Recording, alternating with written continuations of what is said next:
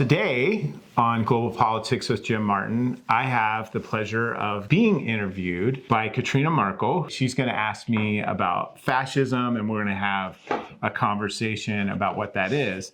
Thank you for doing this. I really appreciate it. Yeah, well, we've been talking about it for a while. Yeah, no doubt. I wanted to ask you some questions. In general, one of them that came up was fascism. And we talk about these things a lot. Okay, dude, my dude. Obviously, Katrina and I, we're in a relationship, and these are the sorts of things that we talk about on a regular basis. Exciting road trips. Yeah, right. Many trips to places with these extended conversations about Katrina's trips all around the world and all kinds of things. We thought we would do this together. Honestly, I still struggle with this question, and it's just, what is fascism? Because people throw the word around a lot. As a political scientist, how do you tend to think of it? Fascism is a system in which one person is assumed to be infallible. That person projects an image of embodying the will of the people. Therefore, they'll portray, and this is sort of Machiavellian in many ways, they'll portray this image of infallibility, of I am sacrificing myself to lead this nation to greatness. Many of these people actually believe that stuff. They actually buy into it. They're not doing it in a cynical, manipulative way. They believe it. You read Mein Kampf, he believes that stuff. The other part of it is this extreme nationalism. So this sense of a people being held back. We are going to take our place as the rightful leaders of the world or the region. That can lead to a lot of bad outcomes. Not talking about patriotism, talking about this extreme nationalism. So does it result in kind of othering? Like when you're talking about we are better than everyone else, or we are better than this other, if you marginalize another group and we're the kind of ultimate, or the leader is second only to God or appointed by God, you get a little... And they don't, many of them don't really talk about God that much. They're not theocratic. Yeah. They're not religious or trying to even embody that. Do they use religion, though, sometimes? In Nazi Germany, no. They co-opted the churches to a great extent, but they did not ever really use them or take on that mantle. It was just like, oh, that stuff doesn't really matter. I am the answer. So in a sense, taking on a godlike form, but not in a moral way. It's just pure power. Interesting. Another characteristic plays on something you just asked about, is xenophobia. Very much so, that we are better than other people outside of here. Often a racist component and a willingness to use violence to achieve their ends. Street violence, attacking opponents of the regime, attacking independent groups.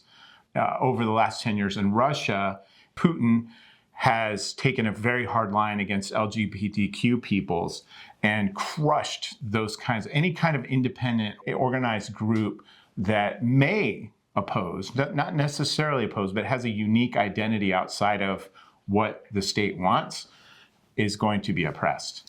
Putin was why I wondered about the, co-opting religion a lot, because he's made a bit of a show of being Russian Orthodox. I don't think anyone really thinks that he's particularly religious, but he has certainly used the literal iconography of the Orthodox Church to his advantage. He sure has. And used it as a form of, he's used it as part of the national identity, I guess. I don't know how you would characterize it. Go get a copy of Machiavelli's The Prince, and what does he suggest that leaders do? Appear pious. You don't have to be pious. Those general set of characteristics embodied in a regime really kind of defines what fascism is. Going back a little bit, and we talked about Hitler, of course, and Mussolini, but what leaders really embody fascism? The lines get a little blurry, it sounds like, because there are people that embody elements to it, or regimes that embody parts of fascism without being fully fascist, and then there are the OG fascists like Mussolini and Hitler. I mean, Mussolini started this whole thing. Unfortunately, Mussolini was actually a journalist, I think, originally. Really? Yeah, I believe that he was, and they do tend to have very good communication Yes. skills. Oh, and Mussolini had charisma and he knew how to present himself. Really, you can look at those two leaders as being the archetypes of fascism. To your point, Hitler had an amazing communications for the culture and the moment. He was able to seize on particular themes, and he had a PR department. He had people that understood what radio, and film, placards in the street, symbolism. They did a really amazing job of twisting those things to use them to manipulate people. There's a film from the 30s called Triumph of the Will by Leni Riefenstahl. Yeah. It's a amazing piece of propaganda. It's an absolute example of what that meant in that moment and what they wanted people to see. But even if you think about like some American leaders who came out of media or knew how to use the media of their time, and I'm not comparing these people to Hitler and Mussolini, but Kennedy was a writer and Kennedy knew how to use television. Reagan obviously started in radio, became a movie star, was a spokesman, and many of our popular presidents also knew how to use media. So it's not really surprising that someone like Mussolini used the communication tool. One of the things that we were talking about before we started rolling was also there are other leaders like Putin that have elements of fascism. And I even asked you about Perón in Argentina. Musical theater fans, that's Evita's husband. We came up with some other examples of dictators that had fascism as maybe an element to their regimes. Yeah, I mean, sometimes you'll hear people refer to somebody like Idi Amin as a fascist. And Idi Amin, guilty of incredibly horrific crimes. Not a fascist, though. Kim Jong-un. Oh, yeah. Not really fascist. I mean, even though they have that ideology, it's all locked into sort of a dynastic kind of sense of things. Yes, they're the supreme leader. At the same time, they can be replaced. And there's things that happen behind the scenes to machinations of that regime that are really not in keeping with what fascism is. You almost said they're almost more like monarchs. Right. The Kim family. Yeah. Somebody like Stalin. Oh, yeah. Maybe the circumstances of the time of having to step into such a role in an existential moment where the Soviet Union's very existence, was being threatened by the German invasion. These sorts of people have some fascist tools in their toolkit, but they also don't necessarily use them. And famously, during World War II, Stalin had to appeal to the people of Russia in order to gather support so that they could actually resist the Germans. A fascist is not going to be like, hey, everybody, we need to get together and get behind this, and everybody in all your different identities, let's do this. That's not fascist behavior.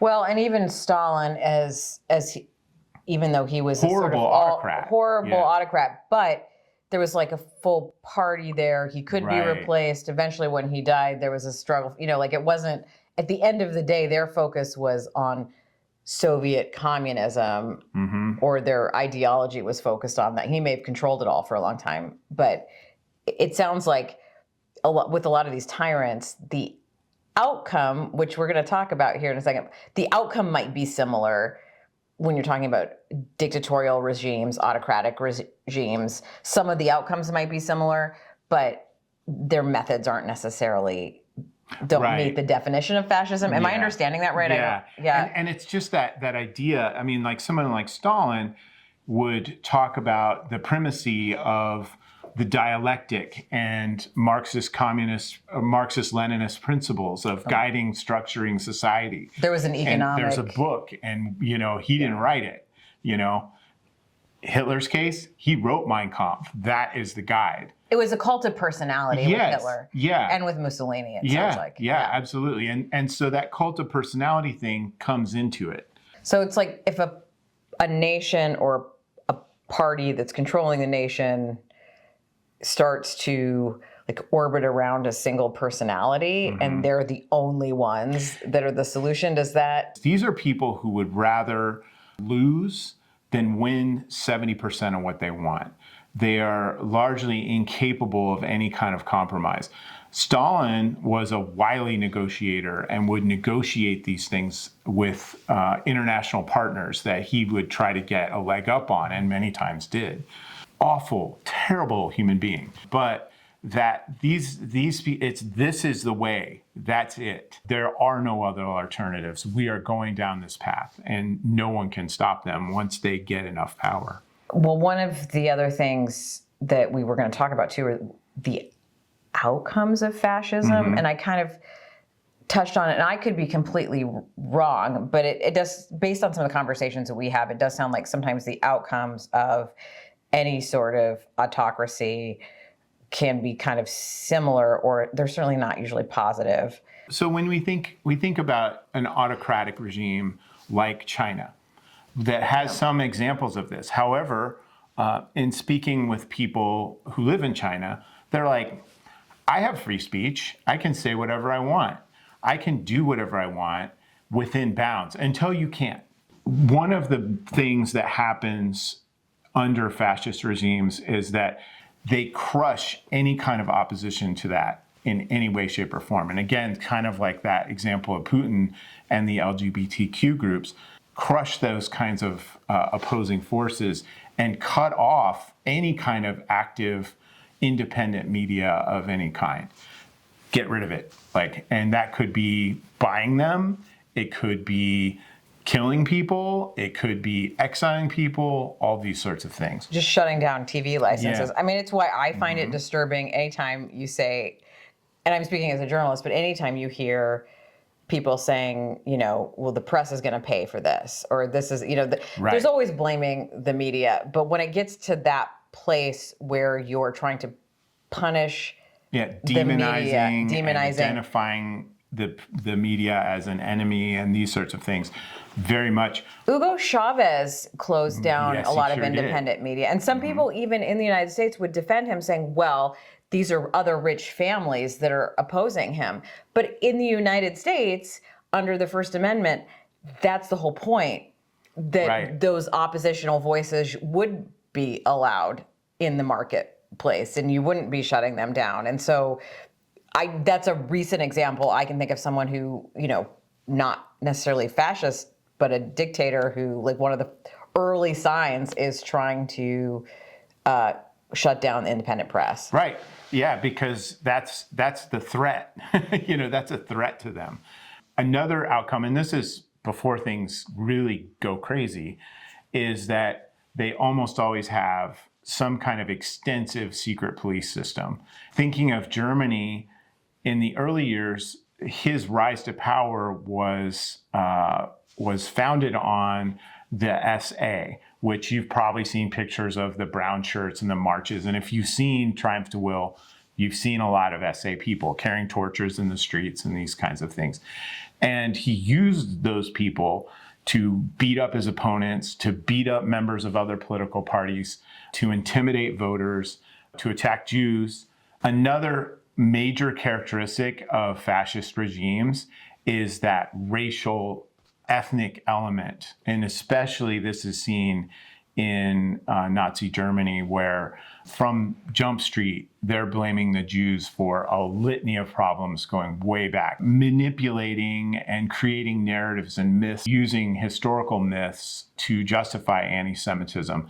And this is another example of fascism identifying a potential identity group outside of the mainstream that they want to hold up as an enemy and a cause for all of the problems. And this is why we haven't attained the greatness that we should have, because these people have been sabotaging us. So scapegoating a minority group is a hallmark of fascism. Yep. And we see it other places, but all it does seem to be, all of these things, you see them here and there in other regimes, but when you see all of these things in one place, that's definitely fascism. One of the myths of Nazi Germany is that, they've just unleashed the powers of capitalism and they've gotten everybody together and they're all working towards these goals. And this is during the Depression. So everybody's looking for somebody to do something about that.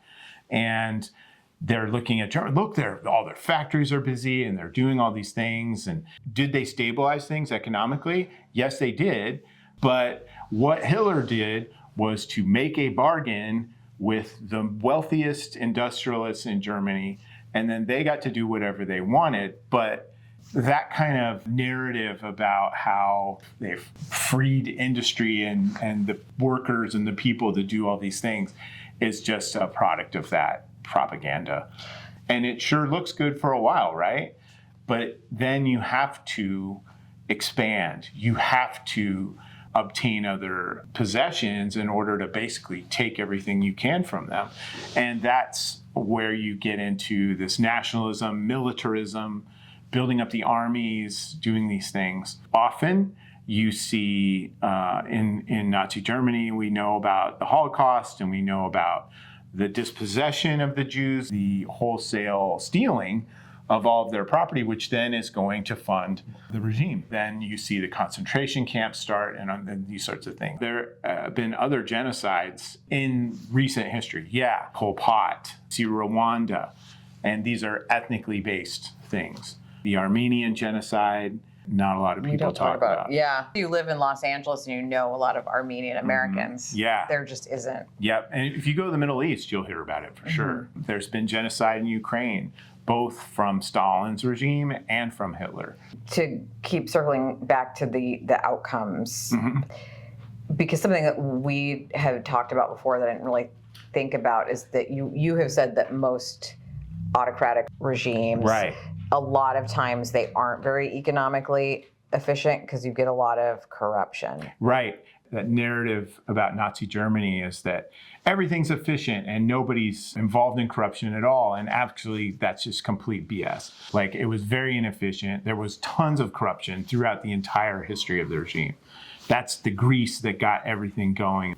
Well, and that's almost another video that we could do another time, right. which is like, what is corruption? Because people throw that word around a lot, and it doesn't always mean what we think it means. And really, corruption and non-democratic forms of government are just like peas and carrots, right? Peanut butter and jelly. That's the way it is. And incidentally, again, when you take away an independent press, you get more corruption. Right. Even in the United States, when we see news deserts in certain parts of the country, more corruption of public officials because no one is watching Nobody's watching, so they do it.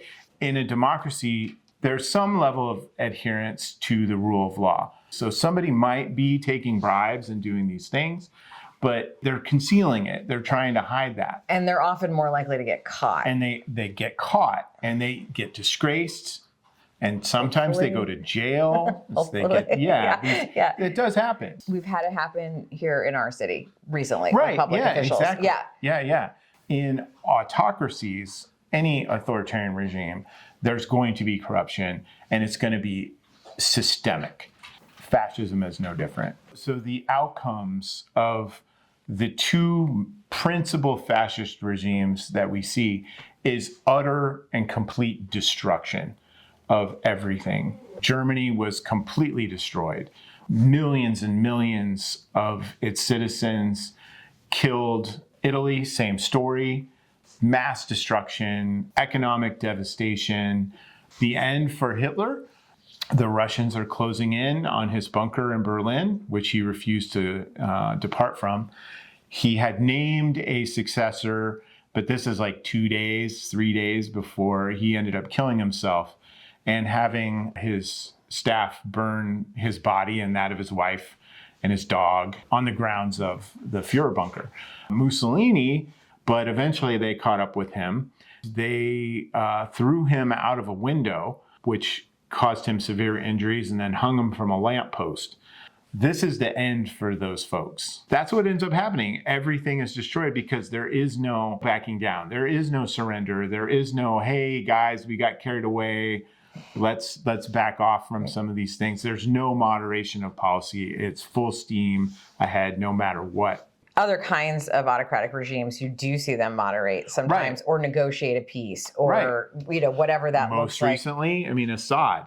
he got out of Dodge, loaded his plane up with gold and flew off to Moscow. Another form of trauma is the fact that people who have bought into these narratives, just regular people, to see them crushed. A poignant example of that is to hear Arnold Schwarzenegger talk about his father and how his father was a damaged, broken man as a result of being in the Austrian army, which was part of the German army, and how that just broke them. Those things last for decades, if not longer. I heard an interview with another person whose grandfather had been a Nazi Party official, not like a minor Nazi Party official, and at some point had ended up collaborating with the French resistance at the very, and that saved his life. Oh, I've heard that. We might have person's story. Yeah, because I think he lives in Oklahoma or something now. One of the things that he had mentioned was that his mother and people like her, and Schwarzenegger would be another example of this, they grew up with parents that were sort of shells of themselves. Right. Then you have this kind of trauma from the next generation. And I know in Germany there were mass protests in 1968 by young people, and part of that was the opening of records. And, you know, there was this almost, it was almost a stereotypical phrase or a common phrase in Germany in the 60s, which was like, but what did you do in the war? You know, it was all these people's kids being like, okay, but who were you? Regular people who get swept up in these things. Right. Well, there's sort of a deprogramming that has to happen to an entire population. One of the things that we talked about, or that you mentioned, is that we throw that word around a lot, which also removes its meaning to some extent, as does the overuse of the word Nazi, I think. Because then when somebody actually embodies that, it doesn't mean anything, because it's like, oh, you're just... Yeah, it's equivocation. Right. Yeah. And so we've talked about other American presidents, like Nixon, for instance, being called a fascist. But people use it a lot with Trump. Right. Does he fit that definition? So somebody like Timothy Snyder would say, yes, Trump is a fascist. The people surrounding him are fascists. So who is Timothy Snyder? Yale historian. You can find his stuff everywhere. Right. He's considered an expert on 20th century fascism. Certainly a much more authoritative voice than mine. My feeling is that while I believe absolutely that Trump is an authoritarian and that he wants to discard the trappings of democracy that aren't convenient, those meddling courts and pesky press people and things like that. That said, I don't necessarily know that he's a fascist. He has said things that have a leaning that way. Some of the people around him certainly have said things like that. I don't know that you could properly characterize him as a fascist at this point, but I guess we'll find out. What other kind of world leaders, though? We talked about Putin. Right. I think you said he hits on a lot of those. Putin hits on a lot of those marks. He's probably the one that I would say is closest. Xi, you can see a lot of things there. But again, that's within the structure of the Communist Party. There are, to some extent, checks and balances on what he can do still. The party's still in control in places like China. He's consolidated more power. He's consolidated a lot of power. You don't see all of those things, and you don't see him talking about how he's the only answer and other people propping him up in that way. So again, I would say Putin probably comes closest to the mark. So what if people are concerned that they're seeing elements of fascism where in their government, if they're concerned that they're already in a fascist regime, or they're just concerned that it could turn in that direction, even if it hasn't, what are things that regular people can do? Here in the United States, despite the difficulties of the past 12 years, you still have a free press. Is it under assault in some cases? Yes. You still have local elected officials whom you can go and pester, who you can write to, who you can make appointments with. And I would argue people should pay attention to local elected officials who aren't communicating with the press. who aren't responding to you, who aren't reacting to what their constituents want. Like, right. That's the point of democracy, is that we should be able to take note of that too. Right. And if protest is your thing, absolutely do that in a legal sense. Another way that I think is probably more effective is to join organized groups that align with your values and be a part of those and be active and donate money to those kinds of things. And to ensure that you are living in a place that has a robust civil society, because that's absolutely what fascist regime will crush. Fascism penetrates all the way down to the very neighborhoods and families and places where people live, so that there is no alternative voice. In this country, there are many voices, maybe, too many, but there are tons of groups that advocate for all kinds of things and that have money, power, and influence. And aligning yourself with one of those that fits with your values, I think, is a really good idea.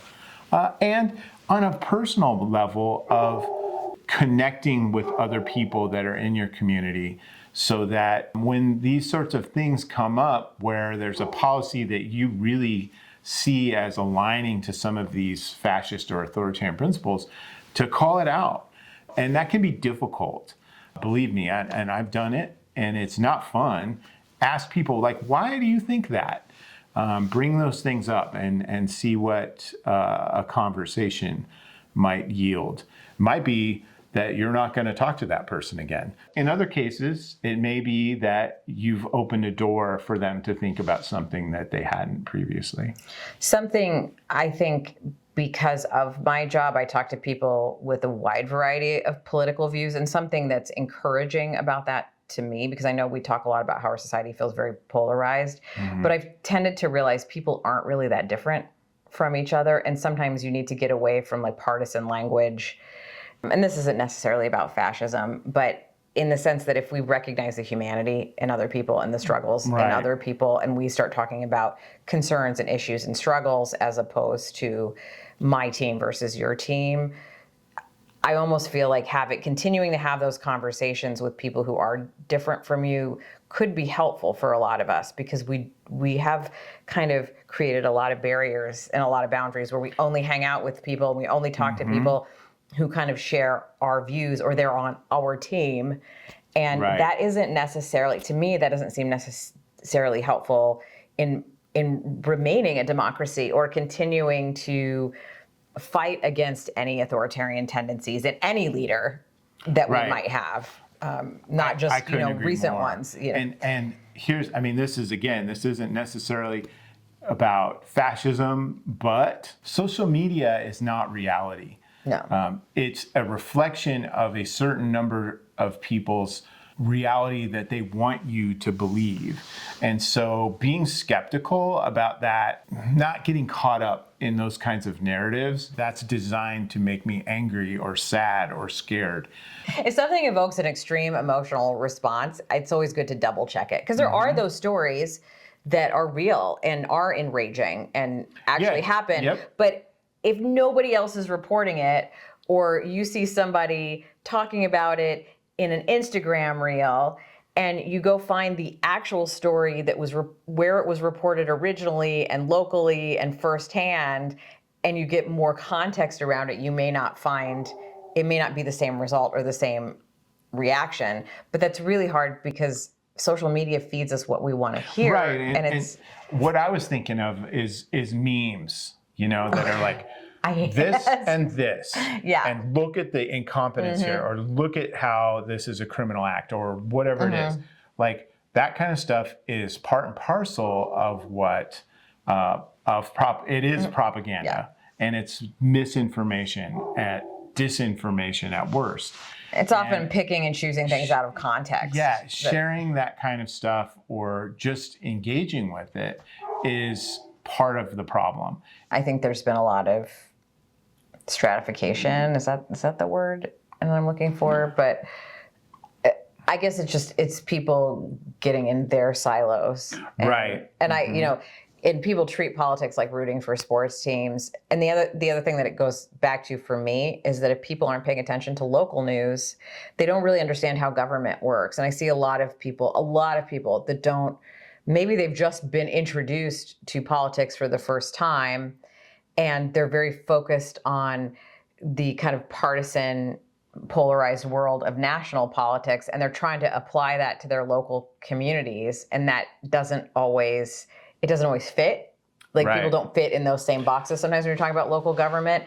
And then they don't really understand. They don't understand how their city council or their board of supervisors makes decisions. Can I add one other example here of after Trump was elected in 2016, there were a rash of incidents in which particular individuals were placing letters on the doors of immigrants, people that they identified as having an ethnic identity, saying immigrants out and you should move. Those incidents were reported on by the media because somebody went and said, hey, I'm living in Dundee or West Omaha or wherever it is, and I'm finding these news medias covering it. If you see something that you find threatening in that way, there's nothing that stops you from calling up your local news media and being like, hey, this is something I'm seeing in my community and this bothers me, or to report those kinds of things to the FBI. I mean, you can call the FBI and be like, hey, this has happened. I don't really know what to make of it. They'll talk to you about it, and it becomes part of a collection of observations that allow them to keep an eye on those kinds of situations and possibly to prosecute people if it goes over the bounds into illegality. I'm in local news. People can call my newsroom and say like, hey, did you know about this? Because sometimes people assume that we have eyes everywhere, but we are under a lot of pressure. Right. And we don't have eyes everywhere, and we can't know everything that's happening. So, sending us an email, calling the newsroom, it does bring certain things to our attention that just may not have been on our radar. And I have had to call the FBI in at least one case where we were getting some threatening emails to the newsroom. And it wasn't, yes, maybe that gets their attention when people are sending threats to the local newspaper, local TV stations. Anybody can call the Omaha FBI office and report any kind of fraud, any kind of threats against a certain group of people that might be seen as terroristic. It doesn't. I don't have to call them as a reporter necessarily. And I think that people don't understand that sometimes that they can report. Yeah, we have an FBI office. You can jump on the internet and look up FBI Omaha, and there's a phone number and full contact information, everything like that. All of the local news outlets have Facebook pages and Instagram in some cases. They have social media, and they have phone numbers and email addresses on websites, and you can totally take advantage of that. And that kind of civic involvement and participation in civil society is exactly what is the remedy to that kind of crushing fascist and authoritarian tendencies that we see around the world today and in this country as well. Yeah. Thank you so much. I really appreciate this. This is just a reflection of many, many, many dozens of conversations that Katrina and I have had over the last 4 years. And so I'm glad that we could bring it to my audience today. So thanks. And by the time you edit it, it'll be less random, probably, and more. Oh, it'll be way. Because we talk like this on 4-hour plus road trips. Yeah. Tangent. Oh, back to the point. Did you see this one movie? Yeah.